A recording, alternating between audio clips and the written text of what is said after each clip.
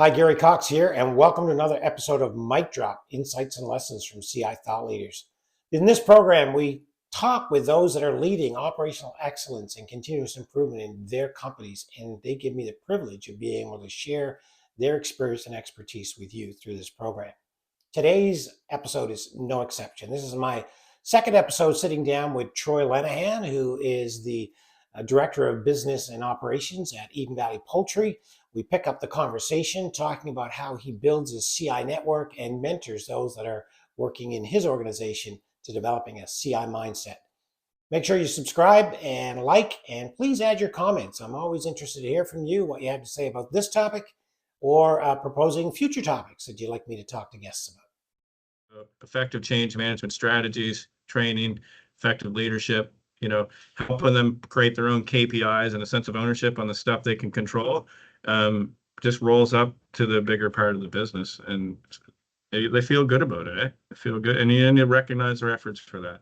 And then they tell their neighbor on the lunchroom, and then they're talking. They're like, well, I did this project and it was really cool. And I had this idea and the company listened. And then they rewarded me with some swag to do a good job. And I got everybody again wants that an Eden Valley piece of swag. So there's that whole bridge, right? The Eye for Quality was a huge success. That still rolls on, and now it's built right into our training. So I think those are all the things that come off the front line. You need to tap into that front line 100%.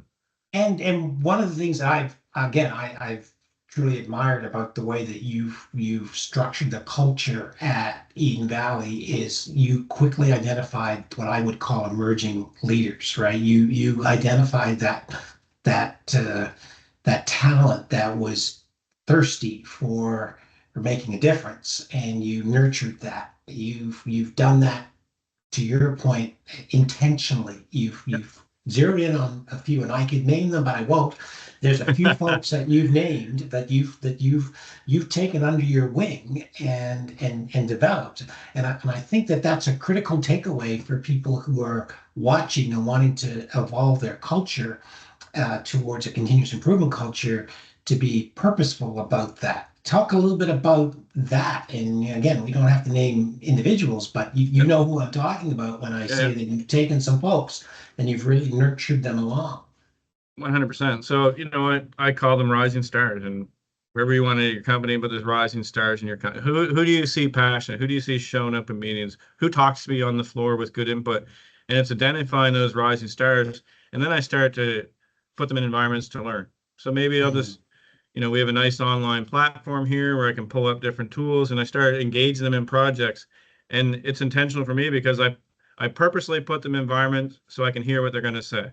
So I can talk about how they're going to act, how they're going to behave. And then those, I've kind of filtered them down. Those are the people I want to invest in. Those are the people I want to train. And those are the people you want to coach and mentor, and how do they feel supported in their development.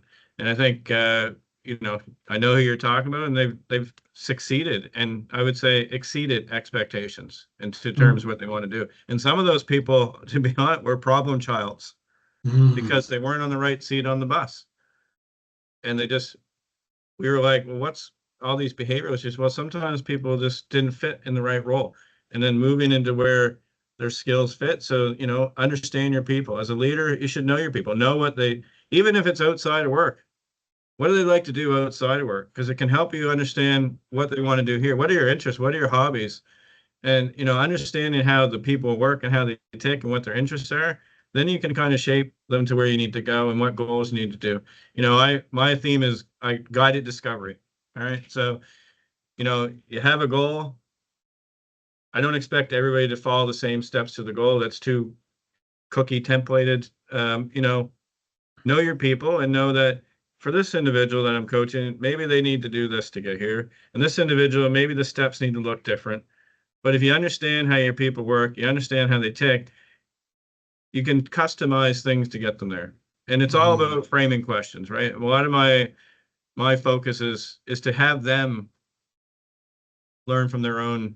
I don't say failures, I say fall. If you fall, get up. But have them learn from that. And that's just around framing good questions. And I make sure I ask them good questions so they're thinking about it. Because I could tell you the answer, but the win in strong teams is having them problem solve events. The business is dynamic. They need to be able to think on their feet. And so what would you do? How would you problem solve? And then coach that decision or coach that discussion. Come with solutions that you might have thought of. Don't just come looking for the answer. And those are the people that I've picked and trained and coached and mentored. And then they just intuitively they start doing those things. They understand their decision-making authority. They understand their role in what they're doing. And they start by default mentoring other people below. And that's the culture you try and spell over. And you give them the tools, right? We talk about the importance of in addition to mentoring, you talked about you have an online program that you utilize as well. But you ensure that the tools are put into practice. I know that is a key component not only of your success, but again, if they go tour another facility, if you take them to another facility, or if they go to a conference or so on, you're continually saying, what tools do we have at play and what tools can we bring in and use as well? And I think that was one of the things you said. They just Yep. don't go to a conference for a reward for a good time and a free dinner. They're expected to come back and deliver something from Yep. that experience. And you challenge them to do that. I think that's what good mentors do. They challenge their mentees to think about, how do you apply what you're learning in our environment? Absolutely. And I think that's key. If we don't challenge ourselves to get better, we don't grow, we don't learn, right? Improvements are always about putting yourself in, difficult, challenging situations, and that's how you grow. If you don't do that, then it's easy, and that's average. And I don't want to be average, and I don't want this business to be average. We want to be better than average, because average is easy.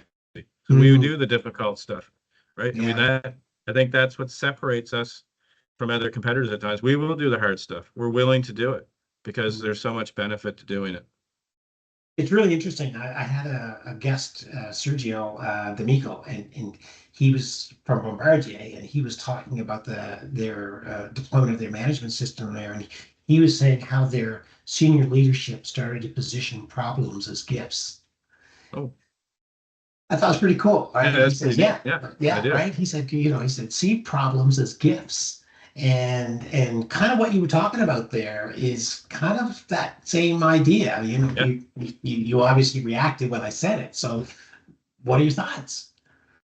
Yeah, it's kind of cool you say that, because here's an opportunity for you to take something to learn and grow as a professional, right? Right. And it frames it to your point, framing it. When you frame something as a problem, or you go to what's wrong, it feels a bit negative, where if you think of it as something positive, your approach could be much different. So that's a very neat approach to, I'm going to give some gifts out later.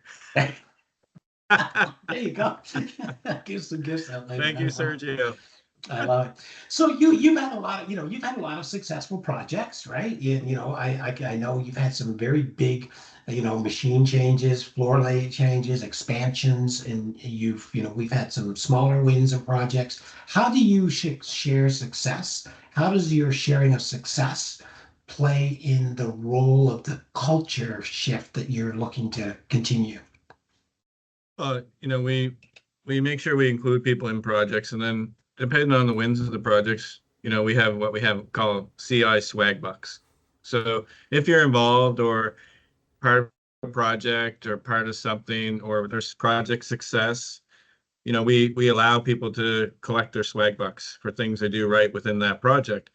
So it's similar to what I mentioned, the eye for quality, which becomes very critical here, because we do a lot of quality products. So having consistency and reliability on what we all consider to be a defect or not, that becomes very, the need is to be predictable. So if people are all doing things differently, the outcome's different, right? So the why is different. So I think, basically trying to make sure they understand the value that they add.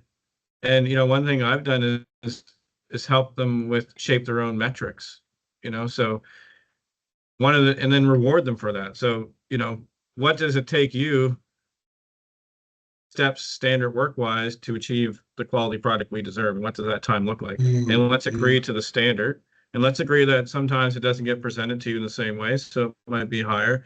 And then, they've picked their own metrics, and then I hold them to the metrics. And then if they hit their targets, then we celebrate that. And sometimes it's not just swag bucks. Sometimes if we'll buy, pizza for the project team, or it doesn't have to be big. It just has to be recognizable. It doesn't have to be big and monetary. Sometimes it's a thank you. We have these nice recognition boards throughout the plant where I can write a card and say, thank you to the CI project team for X, Y, and Z. And I put that, and all the peers see it. And that helps gain traction for people going, hey, geez, I didn't know you're part of that project. Well done. There were some good results there. And maybe that impacted my job.